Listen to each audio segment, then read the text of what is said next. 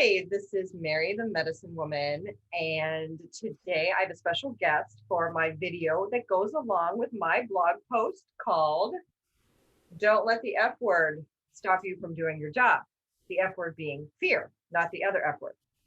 So today I am so happy to have Terry Nathanson join me. Not only is he a good friend to me and to all pharmacists practicing with, in, and around fear, but he's also a psychotherapist, a licensed clinical social worker, an executive coach, and he also lectures at the NYU School of Social Work at the master's degree level. So Terry, thank you so much for agreeing to talk to me about a really important subject that, in my opinion, in the traditional healthcare system, we just don't know a lot about.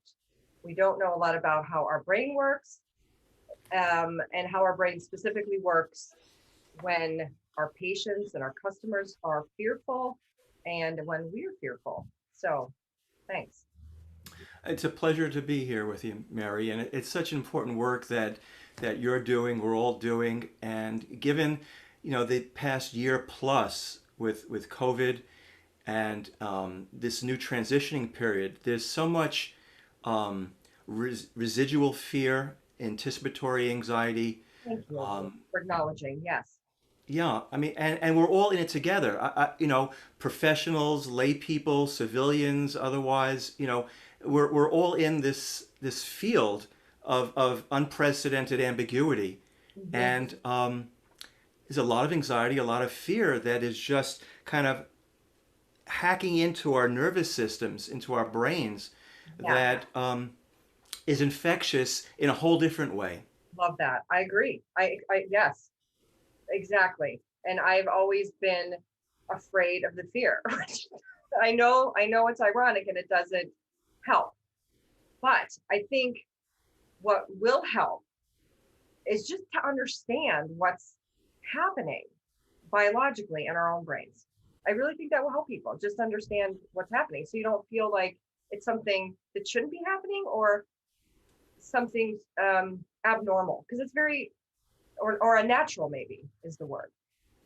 Well. Through first off, this is amazing that we can even be having this discussion, in two different locations, Yeah, and it is. yet there's a connection, Yes. and so there's something about our brain's capacity to connect that has Mhm. a tremendous amount of resiliency and creativity and promise for all of us. That's nice. Okay, so Okay. that's part one. Part two is, in a very real way, we're mammals. We're flesh and blood. Mhm. It doesn't matter if you have a PhD, a master's, a high school diploma, someone without an formal education. We're all being constantly dosed Mhm. by all sorts of neuropeptides, chemicals, chemistry in action. Yeah. And that is sort of the behind the scenes to our presentations Hmm. and how we connect. So, fear is such a complex issue, as you've referenced in terms of, just body chemistry, but it involves memory, it involves our brain, our nervous systems, our culture, situation. Hmm. And we could probably talk for hours about this. So, you mentioned there's the fear and then our fear of fear. Mhm.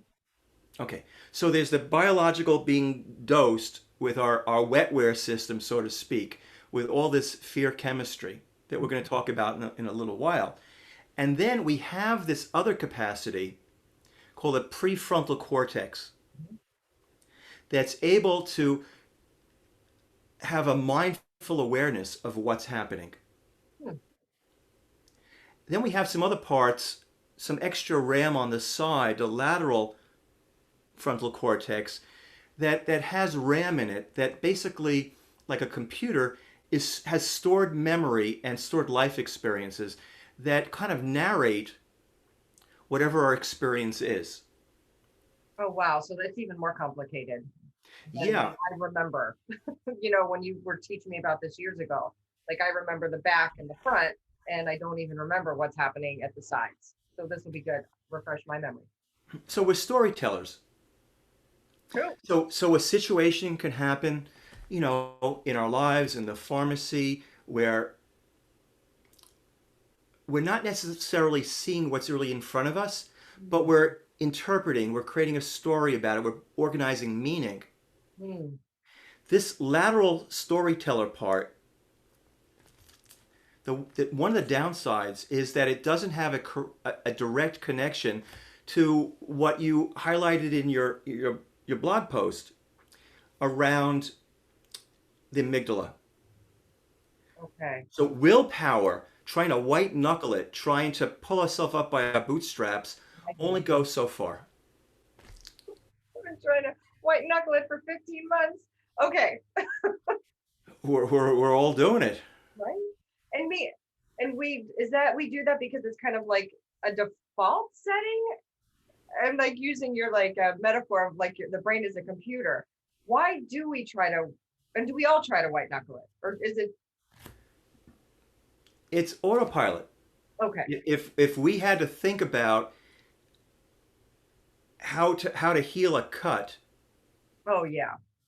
and mobilize the white and red blood cells and create inflammation, we would not be able to do anything else, let alone the calculus of that is unimaginable, let Right. alone how to navigate each moment consciously. So we have a default program that, thank God, we have to get us through our lives, but it doesn't give us choice. See, the choiceful part of our life experience is when we can connect to this prefrontal mindfulness brain Hmm. that has a direct connection to this operating hardware, Okay. so we can make different kinds of decisions, talk ourselves off the ledge, get perspective. Right. And that is, I think that has been harder to do these past 15 months to like talk through it. I don't know. I just, in a way, I think back and there's a lot of it I don't really remember because it was just get, like you said, just get through it. Oh, that just opens up so much, right? Because our baseline stress has gone from here, give or take, to like up here. So we're at a different starting point now. So we're already, again, dosed with all sorts of Mhm. epinephrine and cortisol and different variations of opioids that are doing their best to help us to survive and function. Throw in all of the confusion about COVID in the early days, Yeah. and we lost a sense of security with familiar and predictability. Oh, yeah. Which our brains are very used to. And we Yeah. would always have that, right? Like if there's something that's stressful but familiar, correct me if I'm wrong. So if it's stressful but familiar, my brain can tell a story about that that kind of calms me down. Like, oh, remember you were through this. You've had an angry customer before, Mary. You've had a patient where things you couldn't quite figure out. So I could rest on something. And so now, or the past, months, there was nothing familiar. There was nowhere for me to like, or us to like kind of build a story around it or land with it, or is that kind of what you're saying? Yeah, yeah. So we're on uncertain territory. We don't have the same footing. Yeah. Our basic rituals of engagement were taken away from us. Right. And a lot of our life has turned to online work or behind plexiglass screens, Right. Or you through know, masks. yeah, Right. through Like in my mass. case, trying to counsel somebody, they have a mask on, I have a mask on, even though and I feel like I can't even hear because I see something different. That was a whole sensory thing that took a lot of adjusting to. Yeah. Yeah, yeah. And it's all not pleasant. And at the same time, trying to connect with somebody with these strange kind of exterior external things while knowing I'm scared and they're scared, even if we're not talking about it. Yeah, yeah. Yeah. So I have a slide that I think could kind of illustrate some of this. Yeah, that'd be great. Is that okay to kind of Yeah, let's shift do right it. now? Yes, let's have So fun. hopefully Yeah. this is going to be a Help. smooth transition and Hopefully, if helpful. not, we'll fix it. Okay, We'll so I'm fix going to it put that first. on right now. Okay. So I'm going to screen share. Oh, And nice. That looks really good. okay, so you see that blinking amygdala. Yes. Which Okay, which is in the back. Are you yep, explaining? yep. So something happens like um, COVID or an argument with our partner or the kids, something that begins to rev us up. And this information we're taking in through sound, through feel, through visuals, through the olfactory senses of aroma, and it's all going into the sensory thalamus to kind of organize it. Okay. And then the shortcut, and you'll understand that in a moment, is it goes into the amygdala. That's sort of like the smoke detector of the brain. And if it begins to smell fire, it begins to dose us with all sorts of psychobiological hormones and neurotransmitters and neuropeptides. And then we start to go on to fight, flight, Mhm. sympathetic arousal, right? Right. Or we kind of can shut down and it's like a collapse and it's called a dorsal vagal response where we're kind of going into freeze. Hmm. That's where the freeze comes in. Thank you. Okay. Yeah, yeah. Now, with the past year plus, we've all been dosed in this kind of chemistry and this kind of neurobiological circuitry, right? Right. Okay, what we're looking at now as we're transitioning, Hmm. we're looking at, and if I can just do this, Yeah, I think you can. how to access that prefrontal cortex. So if you take your hand right now and just kind of lightly just place it on your upper forehead, Mhm. that's the mindfulness root. That's the mindfulness brain. And what that does is it begins to give us context. It begins to allow us to recognize that that branch that just fell down on our nature walk Mhm. was just a branch and not a snake, Right. right? The amygdala works in milliseconds. And You jump back because you don't know yet. So you react, right? If you hear yeah, something suddenly, if you're not in a calm state. yeah, yeah. The prefrontal cortex, the mindfulness brain, begins to allow us to have choices. And what it does is it actually begins to dose the amygdala in a neuropeptide, GABA. Okay. And what that does is it begins to give the amygdala a hug. Oh, I like that. Okay. So we want to make the amygdala friendly and user Yes. friendly. So if you take one of your hands right now and just kind of ball it into a fist, and Okay. let's this is gonna be the amygdala. Okay. Now your prefrontal cortex is now going to kind of bathe it in kind of a soothing neurochemistry. I love that. And as your amygdala begins to sense the presence and the context and the soothing, the GABA begins to just relax it and it gives it some room to breathe. Nice. Now, if that doesn't happen, and we're just in what we've been in the past year plus, Mhm. this hyper alert anxiety and fear response, then okay, that's the mindfulness part. Yeah. Mhm. So then a part of what you also wrote about in your article was the amygdala sets off the hypothalamic pituitary adrenal axis. And Okay. it's just a fancy sequencing of stress hormones that kind of flood us, and we can't think straight. Mm. Or we go into high strategy mode to try to manage. But we Where, can't even remember specifics except that the threat. We go into a tunnel visioning, right? And we get focal in our vision and we just see the problem. Or for adolescents, it might be just seeing the pimple or whatever it might be. We kind of get tunnel visioned. And we can't get out of the autopilot by just willing ourselves. That was that white knuckling part. We Yeah. need to access that prefrontal cortex part. Okay. Okay. And I'm Oh, going to talk to you a little bit of how to do that too. good. We all need that. Okay. Yeah. Now I'm going to kind of go out of my screen share. One second. And let me know when I'm back with you. You're back. Okay. Nice. Okay. So, the fastest way to change a fear response, Hmm. and this has been interesting for myself and my clients, and I know we've kind of played with some of this, Yeah. is so much of this has been involuntary, what happens. Yeah. Right now it sounds like kind of hopeless. If it's involuntary, how do you voluntarily, how do you get out of it? Glad you asked. The skeletal muscle of the diaphragm is the only voluntary muscle organ system. The diaphragm is skeletal muscle, and skeletal muscle is under voluntary control. True. Right. The skeletal muscle, like the biceps and the quads and all of that. Right. Muscles, yes, Yeah. but as an organ, this is the only organ that we have voluntary control over.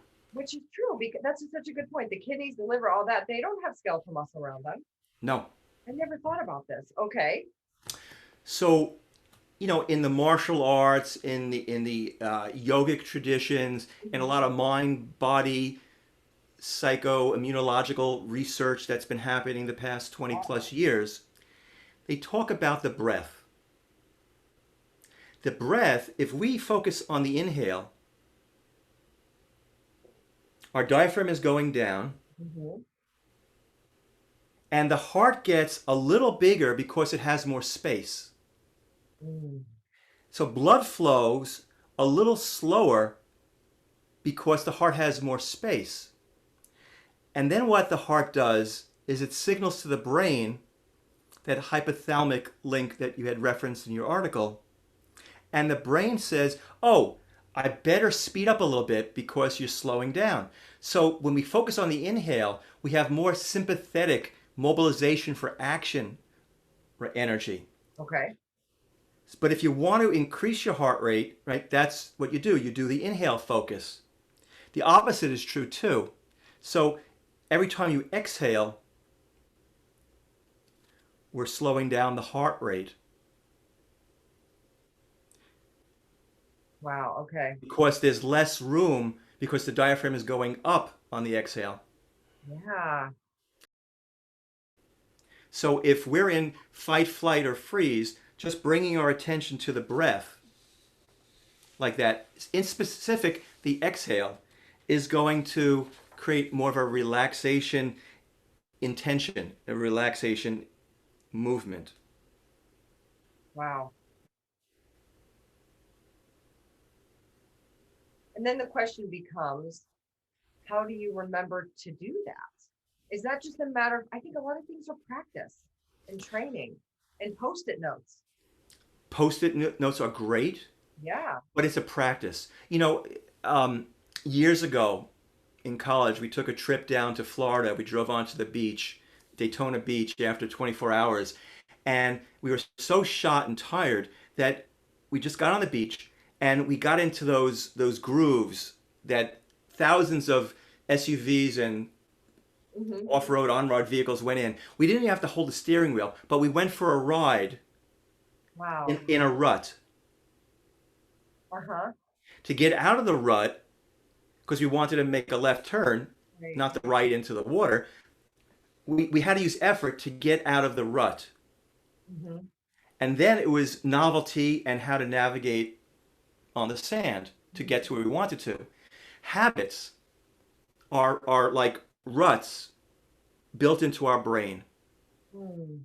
An interpersonal neurobiologist, psychiatrist out in California, Daniel Siegel, talks about neurons that fire together wire together. Heard that. Yeah. Also talks about the plasticity that the brain is constantly developing new connections to the day we die. right? Not just as a child learning for the first time, which is such great news. This idea of neuroplasticity is real, is science, Yes. sciencey stuff. Yeah. Yeah. Yeah. So, and there's a whole course we can explore with Yeah. that. So, mindlessness is a habit. Mindfulness is a habit. We use both. We don't want to be hyper alert, hyper vigilant our whole life, but we want to feel choice. Yeah. So, yes, in addition to post-its, it's also doing some daily practice. There you go. When you're not in that situation, Yes. stopping throughout your day to feel your exhale. Yeah, You, really very calming. your breathing is going on without you or with you anyway. Anyway, thank goodness. Thank God. Right. Yeah, that's nice. That is a simple thing. It's interesting to me, like when people are stressed out or freaking out, or I'll just take a breath, as if it was almost like, I don't know, what, condescending. Oh, just take a breath. And what you're really saying, it's so vitally important to calming down our own biology and resetting our own biology, that it should be something that is said not like off the cuff, but maybe something that we should say to each other and ourselves in a more, I don't know, sacred spiritual tone, like take a breath. It's just a reminder of how important it is, not just for oxygenation, but this whole entire wiring system that you just explained.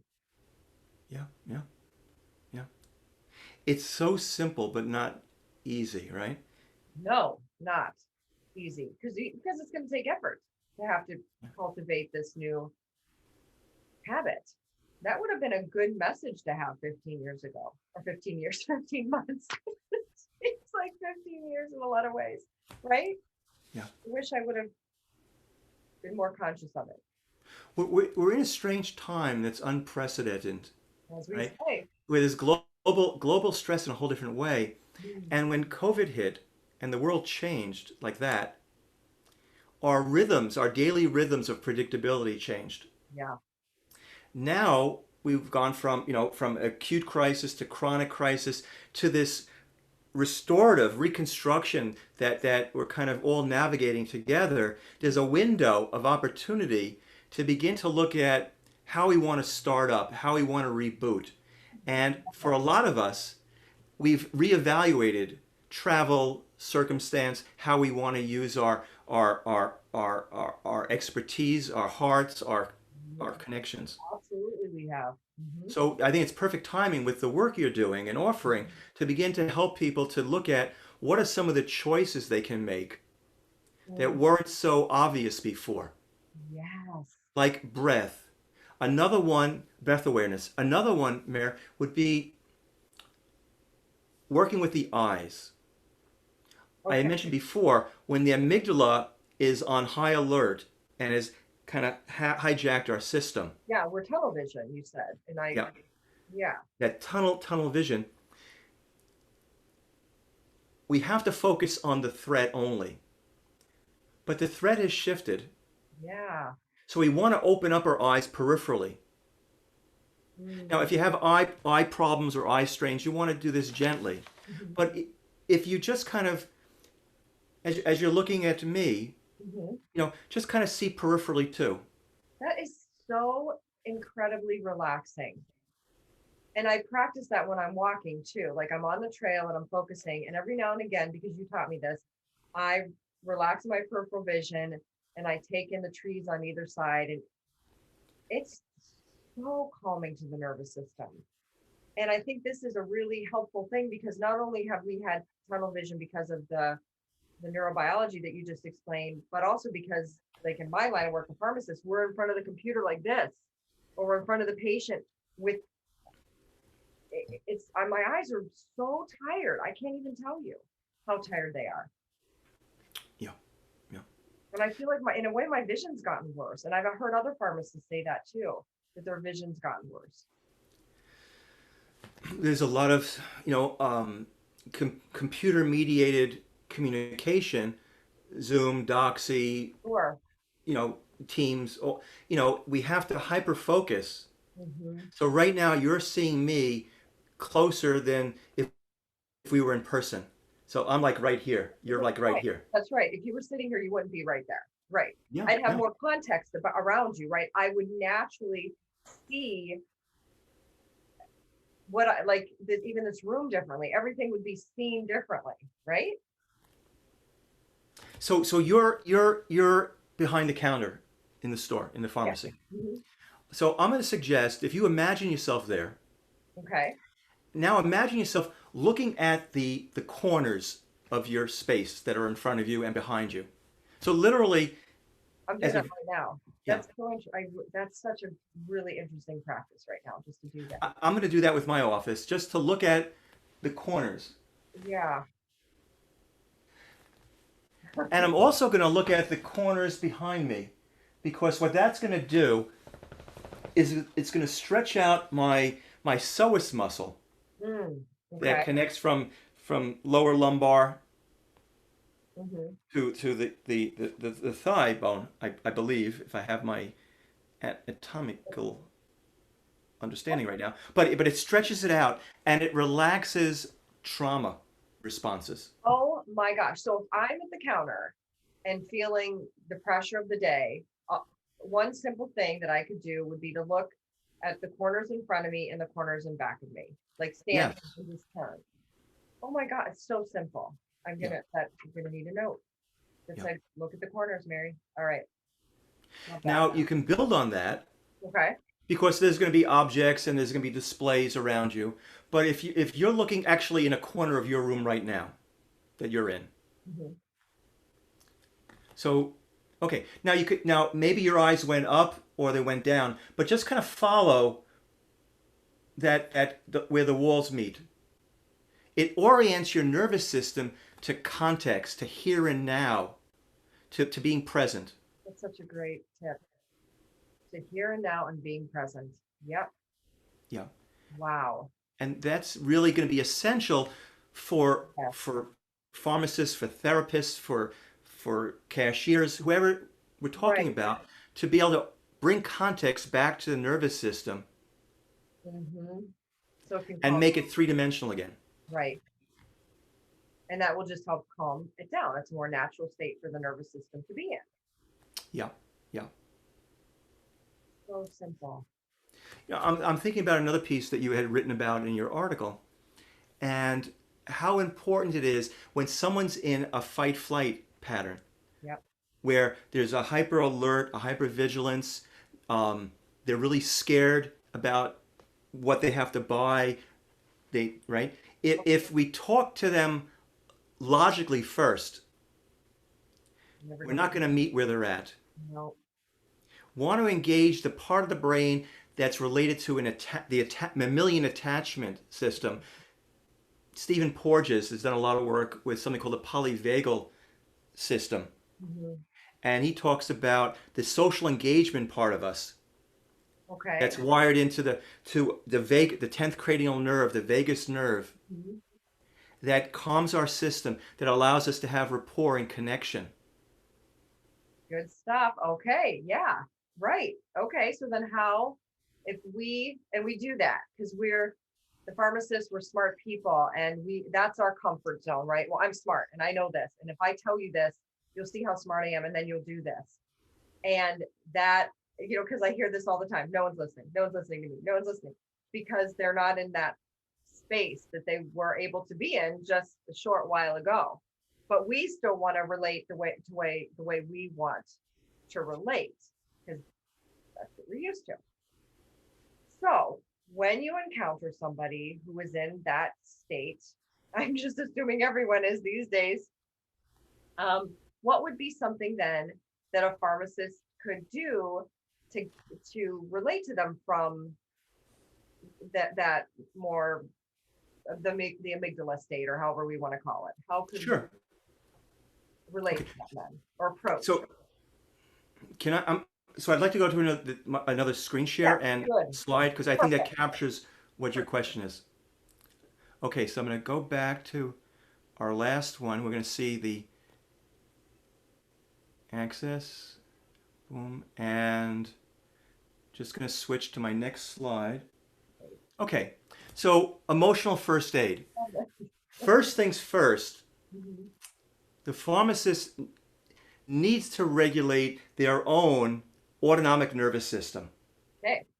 right? So we need to kind of connect to our breath, feel Mhm. our feet on the ground, Mhm. orient to space. Mhm. With the corners. Something you mentioned before about time kind of, our memory kind of got funky the past year, I did.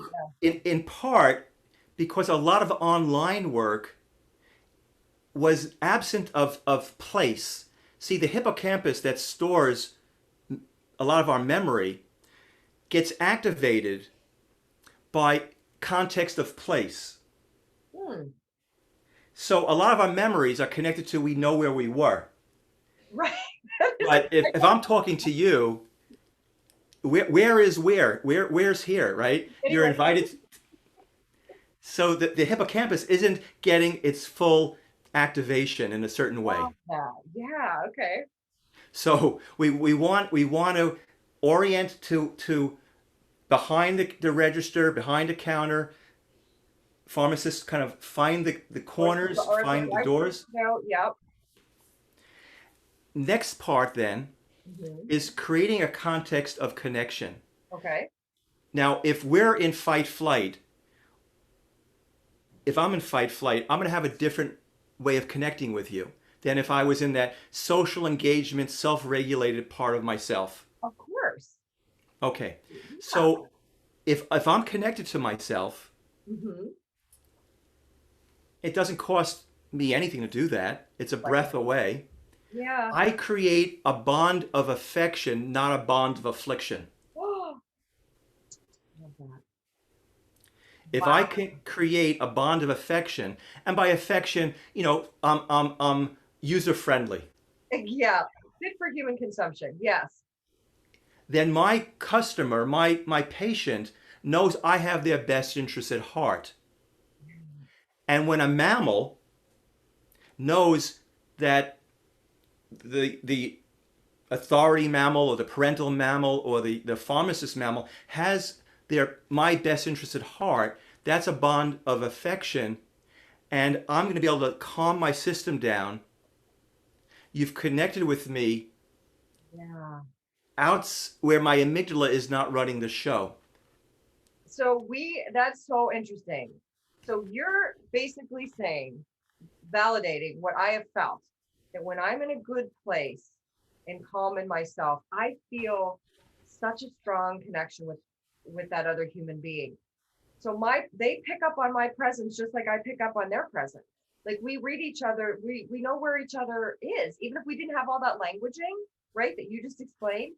Even if we know nothing about it, we still feel it. And I think that's what happened to me in that moment where I saw my fear and her fear, like in just that one moment of connection. And it was just like, which one of us is that? Oh my gosh, it's both of us. We're both in a state of fear. We do feel that from each other, even through a drive-through window, even on the phone, right? And because you had prefrontal cortical awareness, you had that mindfulness brain kick in, you weren't blended with being fear itself. You were in relationship with fear, which was now allowing you to secrete more neuropeptides that were going to soothe and give that amygdala the hug, which allows a co-regulation, a connection. Mm-hmm. Because Daniel Goleman, who wrote the book Social Intelligence and Emotional Intelligence years ago, started off as a New York Times science editor, and now does a lot of executive coaching work looking at the neuroscience of coaching. He talked about how we're all in sort of a Wi-Fi hookup. We pick Wow. up the energy, we pick up the vibe. We know we do. We just Yeah, don't have words for it. We just don't talk about it. yeah. Yeah, totally. And we can even relate to that, like when you walk in a room when there's been a big argument, but everybody's quiet. There's still a part of us, oh, there's something, everyone's angry in here. We know that. Right? Yeah. I love that kind of stuff. I love that there's some science behind it and that it makes sense scientifically, so, and that it becomes more real for everybody instead of just something that's a little bit too hard to access, right? There's so much hardcore science now and Yeah, tremendous amount of grants and monies and research going into understanding this, and we finally have it. which is great. We just need to, well, one of the things I hope to do is bring it more to the forefront so that we can work with it. It's Yeah, something yeah. to be used. So then we got to just make sure that I covered all of this because the way you've broken it down is so clear. Understanding the role and be present. You right. So that's how we can connect. We're understanding that. We want to, on three, we want to provide cues of interpersonal safety Okay, give me an to the example. patient. Give me an example of that.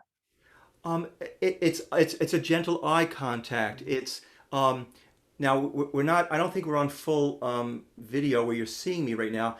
But if we when the wolf is facing another wolf and there's going to be a wolf off, Right. the wolf that knows it's not the alpha Right. shows its neck, Yeah. and it's an Right. openness. It's humility. That's right. You don't have to kill me because I've already surrendered.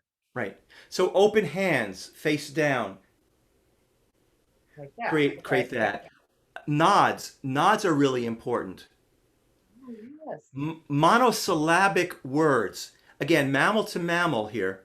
When I say to you, without even seeing you fully on the screen right now, uh-huh, yeah, wow, huh, That does feel good.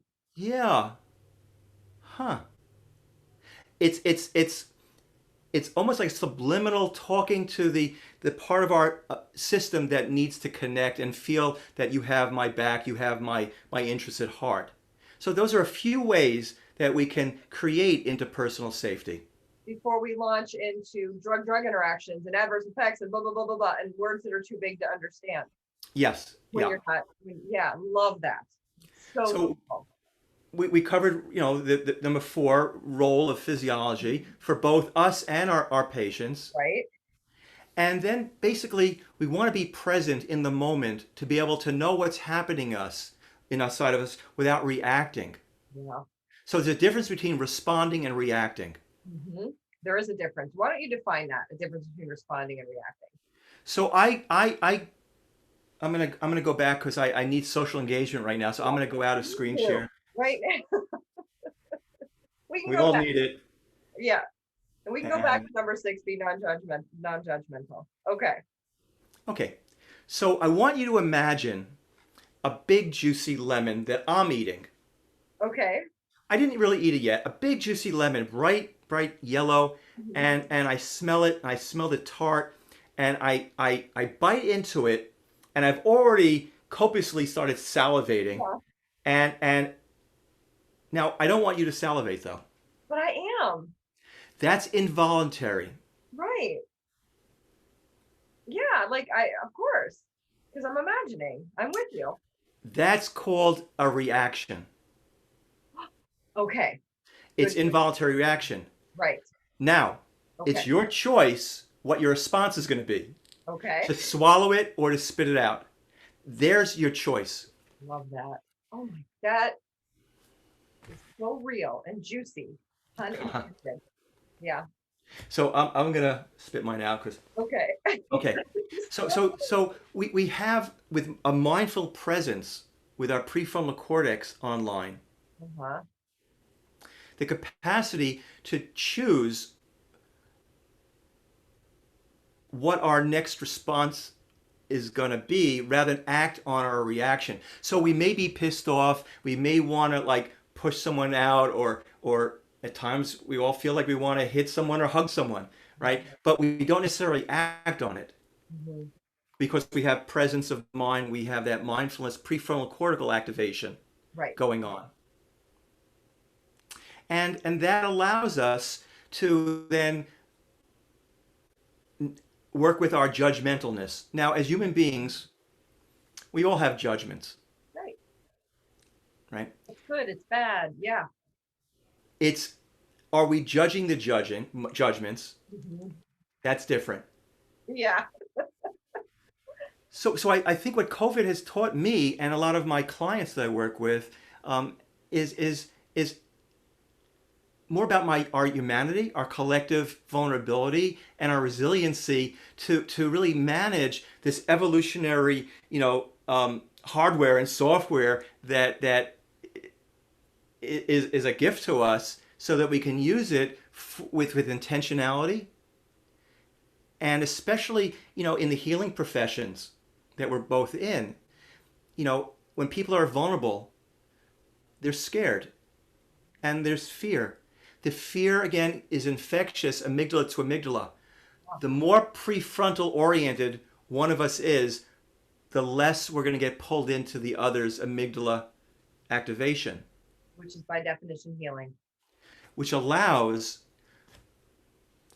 us as pharmacists, us as therapists, us as doctors and healers to have more capacity for co-regulating, Yeah. to help one another, Hmm. rather than just be hijacked by the Right. survival parts of our nervous system. Wow. It's almost like it's just in these times, it's just as important as the pills. Your presence is as important as the pills that you give out. Now, it's very important. Absolutely. You said years ago, I don't remember this verbatim, something about how we are the delivery system. Yes. Our Yep. intention Yeah. and our caring has the impact on our patients in ways that Yes. we're still learning about. Yes. I said that many years ago when we first met, and I'm like, I feel like the pharmacist of the future kind of is the medicine. And I didn't really, I know what I mean, but I didn't know what I mean. And now it definitely brings some more clarity based on what you said.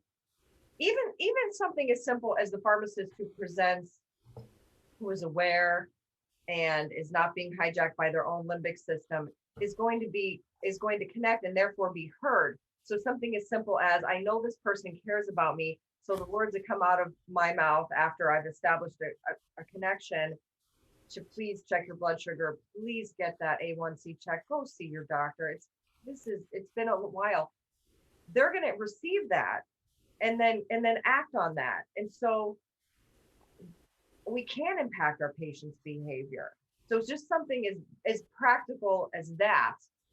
And I mean, we could get a little bit, bigger with it, where, the person kind of trusts you because you've been present this whole time and you've been with them, and there's just something about you that they feel good around, and they're more likely to care about themselves even. I think that's a thing that I see with my patients.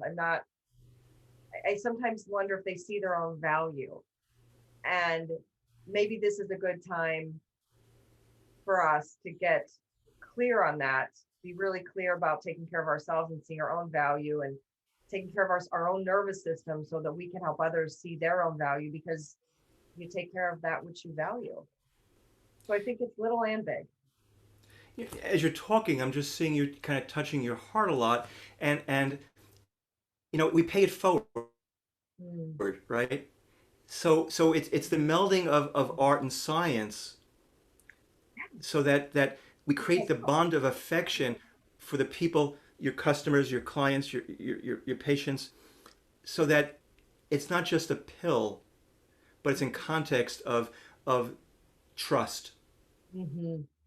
And at times like these, where there's so much upheaval and our baseline is so much higher in terms of amygdala activation and the autonomic nervous system's activation, you're on the front lines as a major intervention Mm.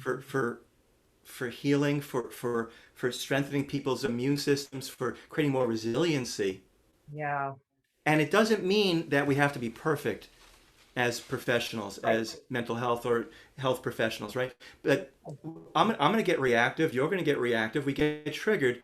But with practicing, focusing on breath a few times a day, um, learning about some mindfulness, other exercises, orienting yourself, and finding the 4, 5, 6, 8 corners in your space allows you to have more capacity to do the work that you really want to do. I love that. I could not have summarized this whole thing better. So I'm gonna close on that note. That was very well said, and you've given us so much practical stuff to work with, which we really need. And this interview has been such a gift to me and a gift to my fellow pharmacists. And now they'll for sure know that I love them because I gave them this gift. And that I'm so appreciative. Thank you so much. Well, thank you so much for inviting me, and it's a pleasure. And It was fun. this is good. Yeah. Thanks for watching, y'all.